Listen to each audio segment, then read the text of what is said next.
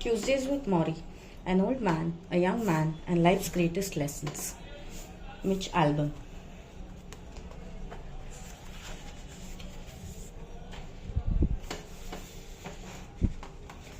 The 10th Tuesday. We talk about marriage. I brought a visitor to meet Morrie, my wife. He had been asking me since the first day I came, when do I meet Janine? When are you bringing her here? I'd always had excuses until a few days earlier when I called his house to see how he was doing. It took a while for Morrie to get to the receiver. And when he did, I could hear the fumbling as someone held it to his ear. He could no longer lift a phone by himself. "Hi," he gasped. "You doing okay, coach?" I heard him exhale. "Mitch, your coach isn't having such a great day." His sleeping time was getting worse. He needed oxygen almost nightly now, and his cough spells had become frightening. One cough could last an hour, and he never knew if he'd been able to stop. He always said he would die when the disease got his lungs. I shuddered when I thought how close death was. "I'll see you Tuesday," I said. You'll have a better day then." "Mitch?" "Yeah. Is your wife there with you?" She was sitting right next to me. "Put her on. I want to hear her voice." Now I am married to a woman blessed with far more intuitive kindness than I. Although she had never met Morrie, she took the phone. I would have shaken my head and whispered, I'm not here. And in a minute, she was connecting with my old professor as if they'd known each other since college. I sensed this, even though all I heard on my end was, Mitch told me, thank you. When she hung up, she said, I'm coming next trip, and that was that. Now we sat in his office surrounding him in his recliner. Morrie, by his own admission, was a harmless flirt, and while he often had to stop for coughing or use the commode, he seemed to find new reserves of energy with Janine in the room. He looked at photos from our wedding, which Janine had brought along. You are from Detroit, Morrie said. Yes, said Janine. I taught in Detroit for a year in the late 40s. I remember a funny story about that. He stopped to blow his nose. When he fumbled with the tissue, I held it in place and he blew weakly into it. I squeezed it tightly against his nostrils and then pulled it off, like a mother does to a child in a car seat. Thank you, Mitch. He looked at Janine. My helper, this one is. Janine smiled. Anyhow, my story? There were a bunch of sociologists at the university and we used to play poker with other staff members, including this guy who was a surgeon. One night after the game, he said, Morrie, I want to come see you work. I said, fine. So he came to one of my classes and watched me teach. After the class was over, he said, all right now, how would you like to see me work? I have an operation tonight. I wanted to return the favor, so I said, okay. He took me up to the hospital. He said, scrub down, put on a mask, get into a gown. The next thing I knew, I was standing right next to him at the operating table. There was this woman, the patient on the table, naked from the waist down. He took a knife and went zip, just like that. Well, Morrie lifted a finger and spun it around. I started to go like this. I'm about to faint, all the blood. Yuck.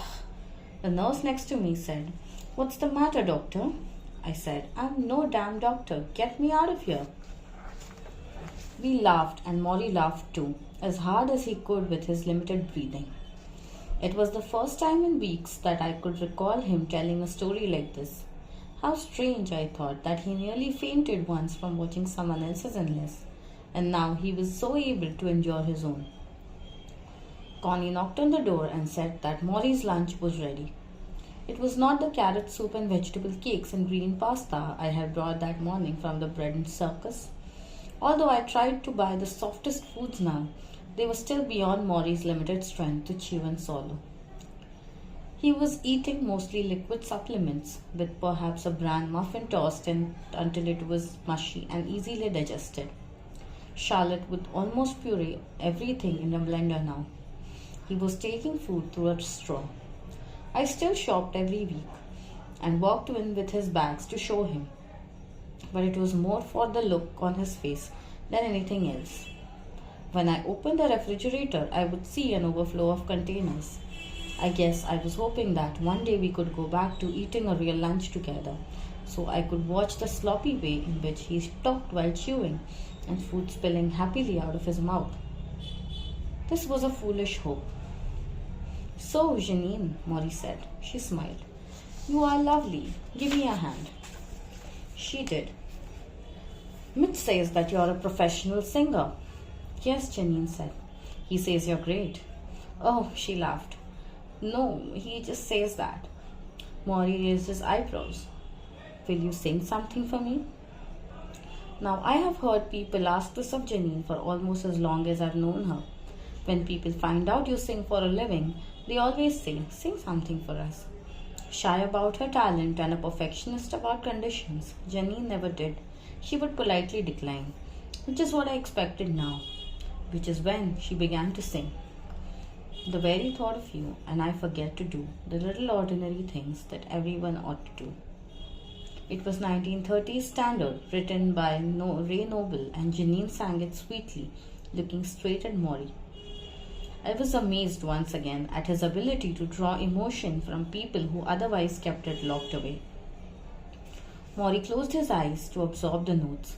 As my wife's loving voice filled the room, a crescent smile appeared on his face, and while his body was stiff as a sandbag, you could almost see him dancing inside.